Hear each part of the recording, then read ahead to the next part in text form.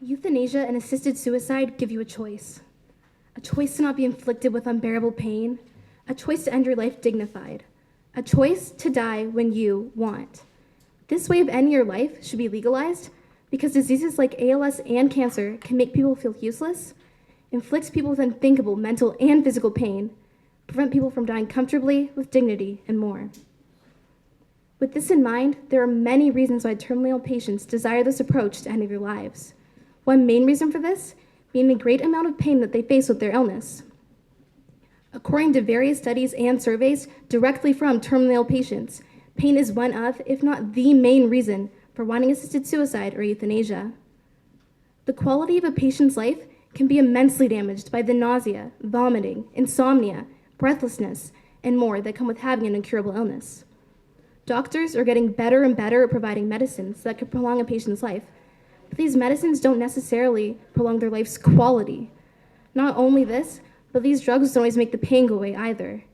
In various countries around the world, the act of euthanasia is illegal. The very act of helping end one's pain is not allowed. In my opinion, anyone should have the right to say that their pain is too much to bear and be able to get the help that they need to make the suffering end. They may be referred to as terminally ill patients, but they're people just like you and I. They have feelings and loved ones. These patients should have the right to have control over their own life as long as they are competent enough to do so. If not, the ability to put a living will in place should be enough to grant their final wishes. Furthermore, you cannot force someone into living. It's inhumane and sadistic to perpetuate one's life against their desires when their suffering is clearly seen. At some point in the life of a terminally ill patient, the attempts to cure their illness aren't medically sound, nor wise or compassionate. In places where the Euthanasia Laws Act is not in place, the right to a woman's own body is abolished between the ages of around 20 and 70. The age of 20 being the time in which they could get an abortion legally, and 70 being the time in which they could become incurably ill and not be able to get assisted suicide. In the first instance, someone has complete control over her body. In the second, she has none whatsoever. For instance, the story of Sue Rodriguez. Sue was a Canadian living with Lou Gehrig's disease. She had gone to the Canadian Supreme Court asking for consent to have legal euthanasia. Sue argued that if she couldn't give consent to her own death, then whose body is it? Despite her fight to have the ability to use euthanasia, Sue was forced to stay alive and later died in 1994. Just try to imagine the heartbreak this must have felt after being denied the right to the fate of her own body.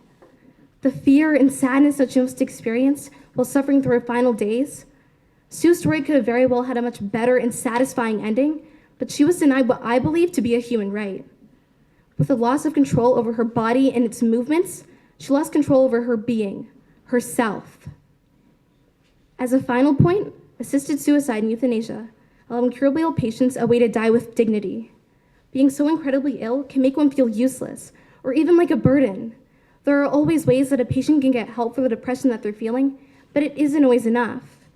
In addition to this, many people who are terminally ill resent having to be dependent on others for almost everything. Someone living at the final stages of ALS, for instance, can lose the ability to control motor neurons. This means that they gradually lose the ability to control their respiratory system, voluntary muscle movements, the ability to eat and drink on their own, and more. These things make a person feel without purpose. Consequently, this belittles the quality of a patient's life and takes away a huge portion of their dignity. Regarding this point, Diane Pretty is a representation of having the ability to die with dignity taken away from her. Diane had motor neuron disease. Rather than possibly facing the fate of dying by choking or suffocating, she wanted to die with dignity, with the aid of euthanasia. Diane Pretty was denied the ability to do so and lived her final days in fear of knowing that she might just die the way she had always dreaded. Her husband of 25 years and 2 children were devastated after her passing and said that they would have been pleased knowing that Diane had died the way she had wanted, surrounded by her family and loved ones as she died a quick, peaceful, and dignified death.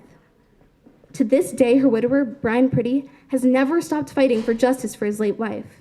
There are many more stories much like Diane's, stories of people who were denied the right to die with dignity. As heartbreaking as this is, it's the saddening truth of many societies today. With euthanasia, an incurably ill patient has what I believe to be a right to not be inflicted with unbearable pain, a right to end their life dignified, a right to die when they want. Euthanasia and assisted suicide should be an available right to those who need them. If a patient doesn't have a right to their own body, their own life, then whose is it?